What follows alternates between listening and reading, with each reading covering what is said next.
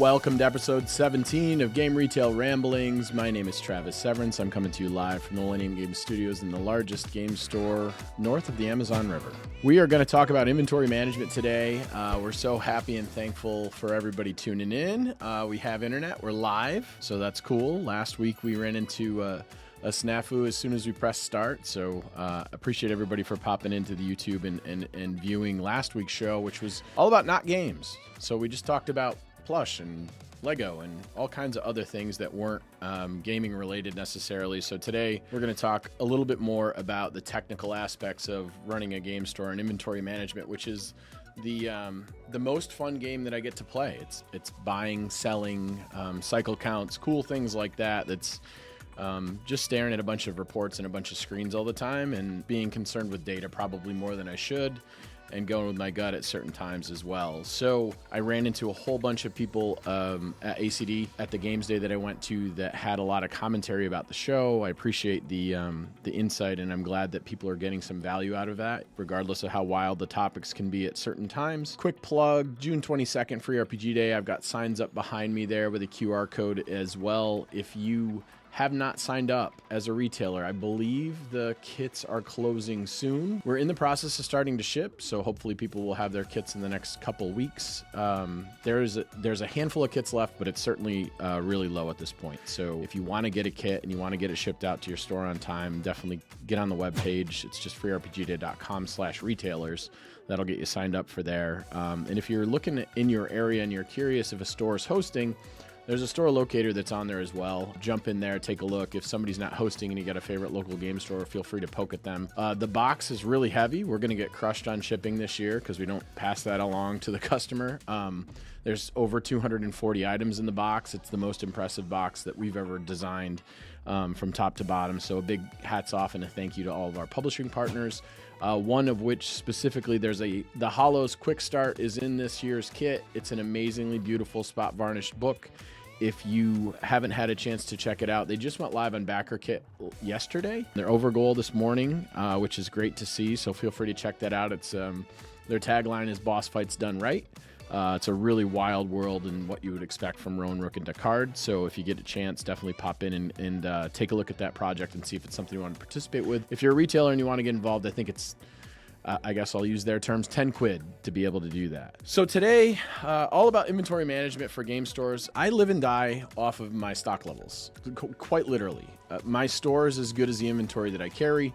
There's a whole bunch of other things that go into it, and we've talked about that in other episodes before. The customer service is super important. Obviously, our event space is critical to what we do. Merchandising is important, which is just as much about the inventory as anything else. At some point, we'll do an episode that's all about merchandising, and maybe I'll have Brian and Logan just follow me around the store, and it'll be a little crazy. So that'll be fun in general, and we'll show you the difference between the way that we kind of handle merchandising. I've talked about it loosely in other episodes before, but I really haven't deep dove into it like I'm going to do today. The thing about your inventory is you really never get a second chance to make a first impression when it comes to certain customers. So if they come in and they're looking for a specific thing and you don't have that thing, the likelihood that they're going to pop back in again if it's a first-time customer is really, really low. Now, sometimes it's just that we don't happen to sell cotton candy machines like the one-star review we got a couple of years ago. Nothing I can do about that. We're not carrying cotton candy machines today. Maybe down the road we'll carry them, but for right now, cotton candy machine is not something that's on my selection. We also don't carry video games, but we sell a lot of board games to customers that come in looking for video games, so that works out for us. The reason inventory management is really important to successful stores, you have to maintain optimal stock levels, you improve your customer satisfaction, you also improve the morale of your employees. If customers come in and day out and they're constantly looking for the same product that we don't have anything of, that really sucks for the people at the register that have to deal with telling them no. We'll take a customer order, we'll call you when it's available. So morale is a big thing, and it also helps you maintain cash flow, obviously. You have to be able to manage your inventory. Your inventory has to work for you. It's the way that we allow ourselves a buffer to make critical purchasing decisions when we need to, when we identify a product that's super important to us that we want to get on the shelves and we want to have more because we think it's going to sell out. Well, that buying power comes from cash flow, which comes from managing our inventory properly. Inventory management is just a game store's approach to ordering, storing, tracking, and controlling products. it all sounds simple, it maybe sounds complex for a couple of people that haven't had to deal with this end of it before. Like I said, it's the most fun that I have. Effective inventory management ensures that the store has the right products in the right quantities at the right time and at the right cost, while minimizing losses due to overstocks, stockouts, or obsolescence. Obsolescence means it's been in your store for too long.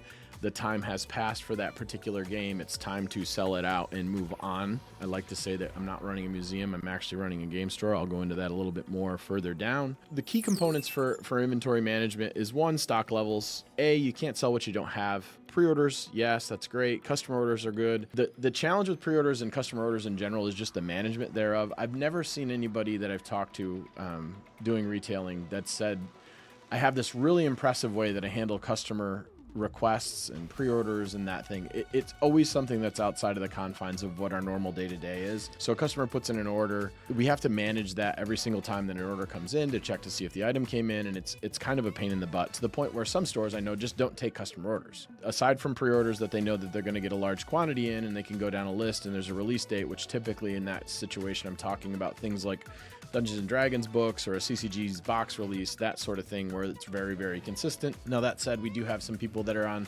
sort of more a subscription model as well. So White Dwarf Magazine, we have a certain number of people that come in every single month and get their copy of that. Marvel Champions is another one that has consistent releases. So we have, 20-ish or 24 people that consistently get every single thing that comes out from Marvel Champions. There's a handful of things that do that. Comic book stores are well versed in this stuff because their pick and pull lists are super important to their ability to do business at a high level. So they really curate that and have a much better system. And in fact, the Comic Suite system, while there's some clunkiness to it, does a decent job managing that stuff on the back end. And whereas our point of sale system has a customer rewards program that's attached to it with some customer information, but it doesn't really have the tools that we need to be able for it to intelligently to understand that we just received an invoice and customer A has this game that's on customer order, that it picks it and tells us to pull it. So there's a lot of manual back and forth, regardless of shared spreadsheets that we have between receiving and the front counter and the customers and different things like that. It's kind of a pain in the butt, really. So those are kind of just your basics of inventory management and also your key components. Turnover rates, how frequently are you earning out in the orders that you have? So if I'm placing an order for X and Y, how quickly am I able to sell those things and to be able to reinvest, which is either A, rebuying that inventory, or B, making a decision that it didn't sell in a time period that we thought was conducive to being profitable and continuing with that line. So pushing it through, being able to harvest your profits, super important, right? So if you decide that you're going to build out and you're going to do some new tables or new chairs or something like that for your play space, you want to bring in a new product line, you're going to do an increase for your payroll, whether it's a bonus structure for your employees, or you've got management team that needs a raise or something like that. Harvesting your profits is important. So that's built into your turnover rate. And then your order cycles. There's demand forecasting, which is part of that. That's either based on previous sales. So if you have a cycle of products that you're familiar with that has historical data for you to be able to lean back on and look at and say, well, this thing sold this way. It's really important to get into that data to be able to take a look at what your projected sales are on something that's new. Although data is really important, it's critical to what I do. I'm not a complete slave to it. Sometimes emotions come into play, or just differences in understanding. In a real life example of that was when Gloomhaven came out, massive, big, heavy, giant box that was a couple of $100s and stuff was this huge thing that sort of took our industry by storm when it came out. Nobody had ever seen anything like it. It was a legacy experience that we weren't prepared for. I ordered a ton of it because I really enjoy disruptive products. And then when Frosthaven came out, the campaign was massive. And what happened was, in general, the industry learned a lot more about legacy games. And what I mean by that is legacy games, unlike other games, typically are like when somebody goes to the movies. You take a group of people out to the movies, they watch the movie, the likelihood that they're going to buy that movie on DVD later or they're going to go and rewatch the movie is pretty low because they've had that experience. Legacy products where you play through the game one time and you're done are sort of like that. And Gloomhaven has, I think it's a 6-player count on the top of that. So when people bought Gloomhaven, they played through it the one time, and it wasn't like the other 5 players that played through that box had to go and purchase their own because they had the experience. So when Frosthaven came out, the campaign was significantly higher than the one previously. I think they had somewhere in the, the 20,000, 28,000 pledges range, I believe is the number that I remember it being at, and $8 million. So something just absolutely absurd. I ordered product in a way where I thought, based on what my sales at Gloomhaven were and based on what I thought that the market was going to be able to absorb for this, I ordered product at a mid-level. It wasn't the most aggressive buy that I've ever had, but what I didn't understand was, or didn't realize about that portion of just that sector of customers, was there was a whole bunch of people that had bought Gloomhaven from me that had never actually played through it. So they're looking at Gloomhaven, and I sold them a copy of Gloomhaven, and they got into it, or they only got halfway into it. So unlike other games that have expansions and different things that come off, they didn't want to buy their next $300 or $400 game when they haven't even gotten through their first one. And I didn't know that because nobody comes in and goes, hey, remember that $300 purchase I made? It's just a doorstop for me right now. There's no chance that I'm going to buy this one where we're just in the cold now. I should have thought a little bit more critically about that. I know that there's a lot of Frosthaven out there kicking around. I certainly have a good amount left, but not a ton. Like, I'm going to sell through it this year and it'll be just fine. But it was a lesson that I kind of had to learn about inventory management when approaching a Kickstarter game, approaching something that was a legacy game, and I should have moved my intelligence towards what I could sell a little further along, and I didn't. So best practices for inventory management, regular stock audits, those are super important. We have my receiving team goes out and they conduct stock audits, basically cycle counts for different areas of the store. Every week there's different areas of the store that we count, with the idea that we count the entirety of the store about every 4.5 months. What we find is receiving errors, we find loss, we find theft, we find all kinds of different things that pop up. There's a bunch of different training ability that we can run into for that. It's important for us because occasionally it means that we need to adjust our sight lines when it comes to the way that we're doing displays. When I came back, we had adjusted sight lines based on some inventory inaccuracies that we had that we feel like were definitely lost situations, so that our vision's a little bit better around the store in those areas where we're losing some product. The other thing too is there's nothing worse than having something that you're selling 12 of a month, and then all of a sudden you look on the system and you've got 2 left and you haven't sold it, and you've got 2 left and you haven't sold it. And then lo and behold, when the cycle count actually catches up and you go back out and you look on the shelf, there's actually 0 there. There was, maybe one was used for a demo for a game night or a raffle or something like that, or maybe there's one stuck in the warehouse and never. So it got to an inventory level where it didn't trigger me to reorder that because we had to in stock, and it was just maybe slowed down a little bit. So a lot of times your data is going to kick you back and go, wait a minute, you were selling 6 of these, 7 of these, 8 of these a month for 6 months in a row, and then all of a sudden you haven't sold any for 4 or 5 months. That should trigger something in your head that says we need to go out and make sure that it's in the right place. Like, did we just bury it on our shelf somewhere? Was it really in a bad spot? Was it in a prime spot before? And was it on the demo table? Like, there's a lot of questions we can ask ourselves when it comes to certain things if we have the data to be able to apply towards that. Performing that is simple. We have a point of sale system. I use Retail Management Hero, which used to be Microsoft RMS. Was Microsoft's version of their retail point of sale platform. It does more for me than I need it to do, which is exactly what I need as far as a program and technology goes. So when it comes to cycle counts, we can divide it up on it's sort of however we want. If I want to do a department, if I want to do a category, if I want to set parameters based on a 3-digit item code, I can do that. If it does a bunch of different things, and it'll just spit out a form, and we can either manually go around the store and we can just count everything and then take a look at stuff in the warehouse and we can count that as well. Or what I got is 2 handheld devices that'll allow us to do those cycle counts live in the aisles, the way that you've probably seen grocery stores do or other department stores do. They've got somebody with a keypad on the side and they're just not even looking at anything. They're just counting stuff on the thing, and they're using their hand like a holster on a gunslinger to get all the information in. So we have 2 of those. It allows us for inventory checking on the receiving end of it, and also allows our employees to be able to get on the aisles and be able to do that live. So it's just simply counting a section and making sure that what the section says is what it says in your point of sale. Effective ordering strategies. How do I decide what games to order? So there's a whole bunch of different weird things that come into play when it comes to that. And I talked about before how often I'm doing professional travel, whether it's to conventions or whether it's open houses or whether it's other opportunities to be able to get product in front of me. Basically, it just comes down to a couple of different things. When I take a look at a product, I do a personal evaluation of it, and I take a look at where does the product exist? Does this exist in the market? Do I think I've got a customer base that actually wants to buy this thing? Take a look at the designer, the publisher's track record, take a look at what it's doing. Is it doing anything different?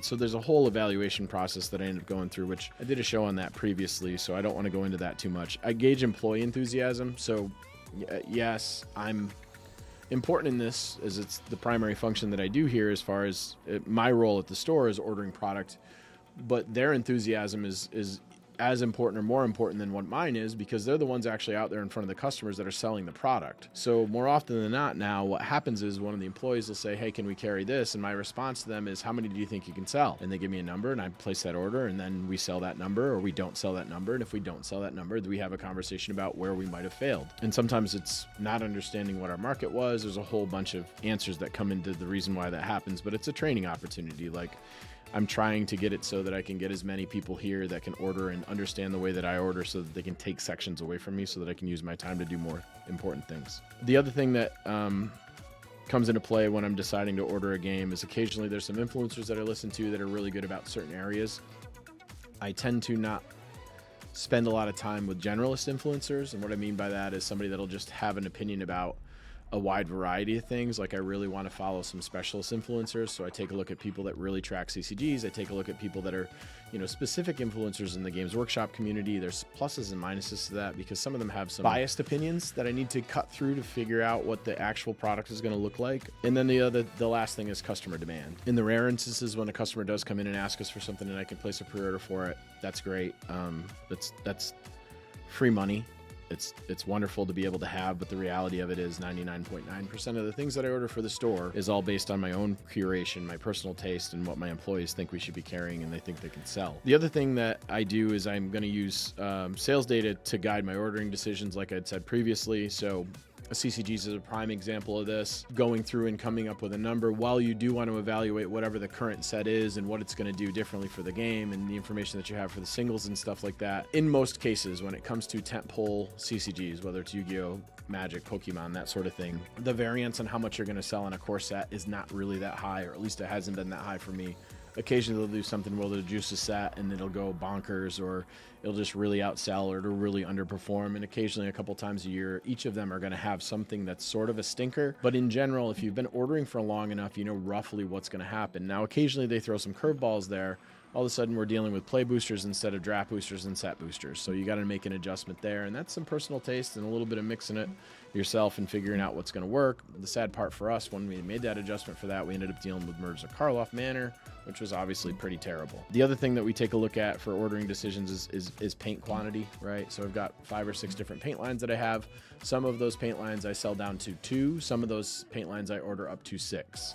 So it really depends on what the sales velocity is. And if I don't have reports to be able to tell me this is how many I've sold in the last quarter, or this is how many I've sold in the last 6 months, then I'm not really sure how many I should have on the shelf, because the answer shouldn't always be, I just fill my paint rack, I just fill my paint rack, I just fill my paint rack, because I'm probably losing money because I'm not using a just-in-time type thing or a Kanban service or that sort of thing to try to figure out what I need to have in order to be a store that's functional for the customers that come in looking for things, right? So occasionally that means that my black paint and my white paint, I have 6 of on the shelf all the time. When I look at magenta, maybe it's just 2 or 1. That's really important when you talk about basic inventory management and stuff. Utilizing technology. Like I said, I've got a point of sale system. It has infinite reports on it. There's a lot of different reports that I use day to day that help me, that guide me, that give me the information that I need to make it so that I can feel rest assured that the ordering that I'm doing makes sense based on what our previous sales were and what our potential sales were. We don't have anything like some distributors have. They'll have an ERP system that has sort of a heat index, and what that means is the intelligent distributors out there will take their ERP system and they'll apply a heat index to it. And what that does is it actually, the system itself will tell them to put products closer to where their pickers are, because they're picking that product more frequently. I don't have anything in my POS that does that, but I have sales velocity numbers, and I can set parameters on that to tell me how quickly things are. And then I'll also have an average turns report that tells me how many I sell in a year. And it also will tell me what my stock outages have been and what periods of time there are. So the benefit to that is that I can actually go back and I can take a look at certain publishers and their ordering patterns and their sales patterns and be able to say, this person that sells this game is out of it 3 times a year. So if I'm going to stock my store successfully, I need 90 days or 120 days worth of stock to be able to hit that reorder point. So those are critical as well. So there's also managing different types of inventory. So there's new releases versus older titles, right? So new releases are front-loaded. Our industry is very new release centric. We're completely commoditized at basically all the different areas that we order from. So the front list of everybody's catalog is really, really important, much more important than what the back list is. Our front list driven sales are pretty significant, although we try to balance this as best we can. And our AAA titles at this point, we're just at an embarrassment of riches how many cool, good, solid games that we have. So strategies for managing new releases outside of, okay, you've already ordered the product and it's out the door. Displaying merchandising is really, really important. Promoting it in your store, also promoting it on your socials, and making sure there's proper signage in your store so that a customer knows where your new release section is, so that they're not wandering around the store looking for something that you just decided alphabetically to throw it in the G's because it starts with a G. Do yourself a favor and make sure that the area of your store that's dedicated to new releases, whether it's a category thing, a department thing, however you're going to do it, is critical to that. Less popular titles, managing those comes down to sort of historical data, deciding how many of those that you want to keep based on what your annual sales were for it last year or what your potential sales could be. When titles get a little bit older, it gets a lot easier and a lot more predictable how many you're going to sell. There's some variance to that. Sometimes you need to garden those as well based on what you have for space. You know, when it comes to something that makes it past the first 45 days, which if it doesn't sell in the first 45 days, it goes on 40% off and it's out the door and I never order it again. After that, I'm looking for at least 4 sales a year. 6 is what I really want to see, but I have inventory that performs well outside of that because my turns are at about 8.5 right now, which is higher than I want it to be, but I'm comfortable with the stock that I have, so I probably at some point I'll order more product to slow that down a little bit, because if I'm turning at 8 instead of 6, I'm missing sales on the periphery that I shouldn't be missing. Specialty items and limited edition stuff, those things are important because we want to make sure that we've got a good variety in the store. When it comes to limited edition things, I'm pretty cautious about that. So a perfect example of that was Gundam. We didn't know when to get into the expert kit, so they're a couple $100 and stuff. So the person that I have that's ordering our Gundam, Matt, I talked to him about it. I said, well, let's just order 2, and if we sell one, we'll order another one, and we'll kind of go from there. So we sort of dip our toes into that. Limited edition stuff, like whether it's the alternate covers on the D&D books or the Pathfinder books now, or whatever the case may be, you just use your best judgment to decide how limited edition those things are going to be and whether there's going to be a benefit to you. Dealing with overstocks and stockouts, I had said that I'm not a museum store. I had a customer that came in a couple of years ago and was really raving about how one of the local stores had all of this old GW metal stuff on their shelf, and it was so cool. And they could go in and they could look at the old packaging and see all the metal models as opposed to the plastic models. And it really played on their nostalgia. And the question that I asked was, well, do you buy any of that? And their answer was no. And I said, well, why the hell would I want to stock it in my store? Like, this isn't an art gallery. I'm not a museum. I need to sell things in order to buy things and things like that. So I've got posters, I've got pictures if you want to look at things, I've got demo tables if you want to try some things out, but I'm looking to sell product. I'm not looking to carry product and wait for the miracle. So I'm pretty mercenary as far as that happens. You know, with our stock, I manage it pretty critically. I'm pretty critical about moving things out because there's no shortage of new games coming in. So if something's just not hitting, I need to move on. I need to recoup that money so that I can reinvest it into other product. Excess inventory situations, we have sales a couple of times a year. We also have a permanent sales area, and we have some temporary sales areas as well. The last thing that I do when something is failing is double down and decide, okay, let's invest some more time and let me train my employees on how to sell this thing. The market locally has already said to me this thing is garbage, and I don't want to invest any more income into trying to get it to prop it up to make it sell. Preventing stockouts, sometimes it's hard to do. Like I said, watching what publishers' behaviors are and things like that is helpful for you. A perfect example of this is I listened to a guy actually at an ACD Games Day maybe 5 or 6 years ago, and the ACD team was in front of the crowd, and they asked, the gentleman asks, how come every year at Adepticon, which is a giant miniatures convention, you guys are out of glue? And it was a compelling thing to me, because if this guy as a retailer has dealt with this situation for so many years in a row, and he knew that the distributor of choice was going to be out of glue, why didn't he then adjust his own buying patterns to order glue a couple of months in advance to make sure that he had glue during that time? Now, part of the reason why ACD was out of glue is they're within driving distance of Adepticon, and a lot of times the vendors will come down if they sell really well, and they let them buy stuff out of the warehouse to bring that product up to be able to service the clients that are in that area. So it's the same thing. Around holidays, like this time of year, I'll have a whole ton of outdoors games. Well, by the time, school starts to happen in September, those holiday games I'm either going to discount and blow out, or some of them I'm going to keep in here. It's the same thing with the winter stuff, right? I don't have my Christmas board games out all the time. I don't have my Lego advent calendars out all the time because I need to manage those stocks based on what the time of year is. In general, inventory management is really critical for me because I have a lot of inventory on the floor. There's a lot of different product lines that I carry. Everything needs to pay rent.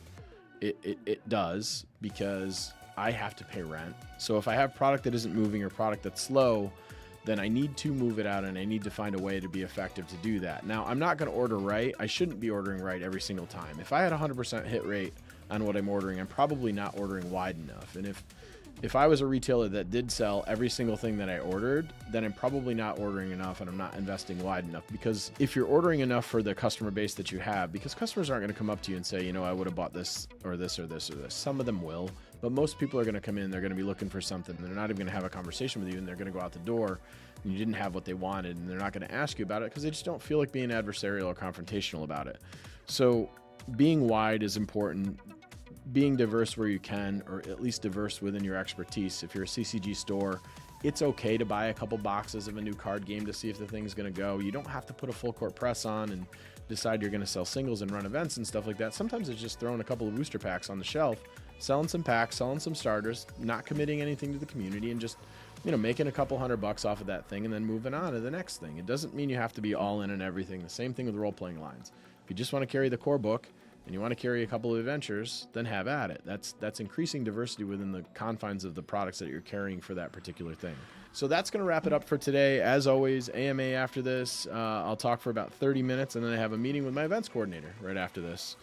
Next week, we're probably going to talk about perception from retail with regard to publisher decisions. So we had a conversation like this a while back, a couple episodes ago, called Frenemies, where I called out some publisher behaviors that I really didn't enjoy.